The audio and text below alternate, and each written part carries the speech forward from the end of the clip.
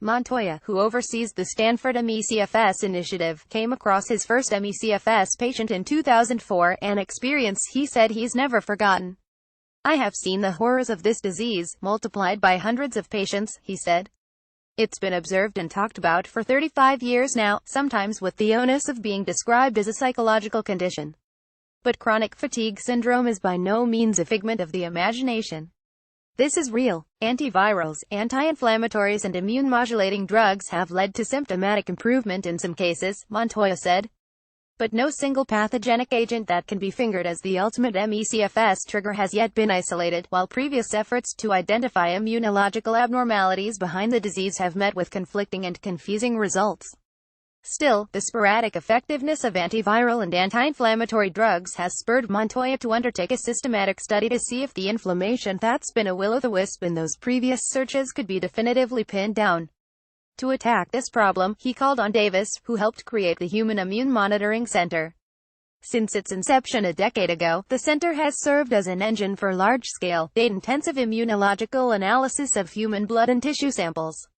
Directed by study co-author Holden Macker, Ph.D., a professor of microbiology and immunology, the center is equipped to rapidly assess gene variations and activity levels, frequencies of numerous immune cell types, blood concentrations of scores of immune proteins, activation states of intercellular signaling models, and more on a massive scale.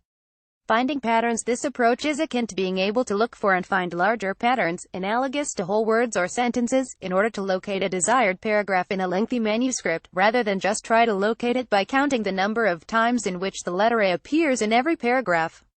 The scientists analyzed blood samples from 192 of Montoya's patients, as well as from 392 healthy control subjects.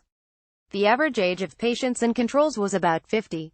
Patients' average duration of symptoms was somewhat more than 10 years. Importantly, the study design took into account patients' disease severity and duration.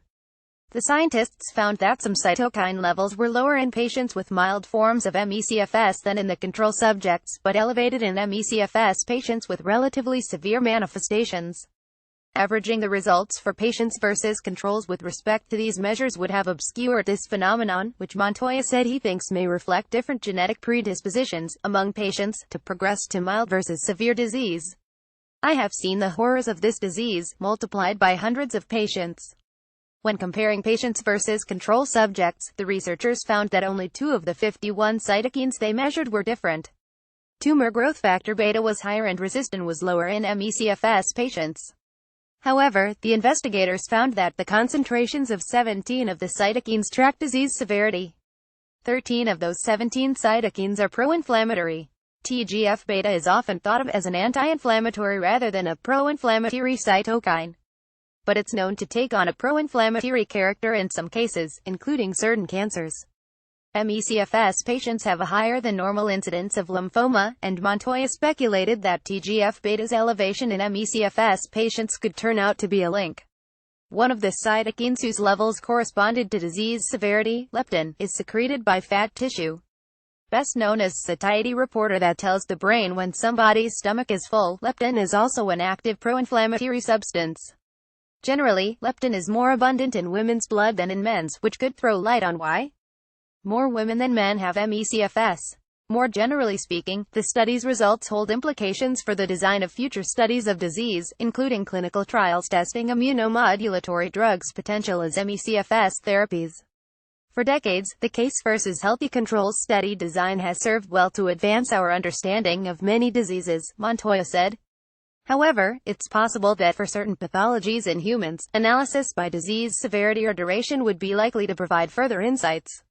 Other Stanford co-authors of the study are clinical research coordinator Jill Anderson Tyson Holmes, Ph.D., senior research engineer at the Institute for Immunity, Transplantation and Infection Yael Rosenbergeson, Ph.D., immunoassay and technical director at the Institute Christina Tato, Ph.D., MPH, research and science analyst at the Institute, former study coordinator Ian Valencia, and Lily Chu, MSHS, a board member of the Stanford University MECFS initiative.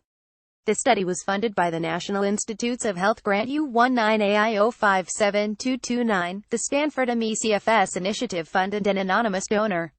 Stanford's Departments of Medicine and of Microbiology and Immunology also supported the work.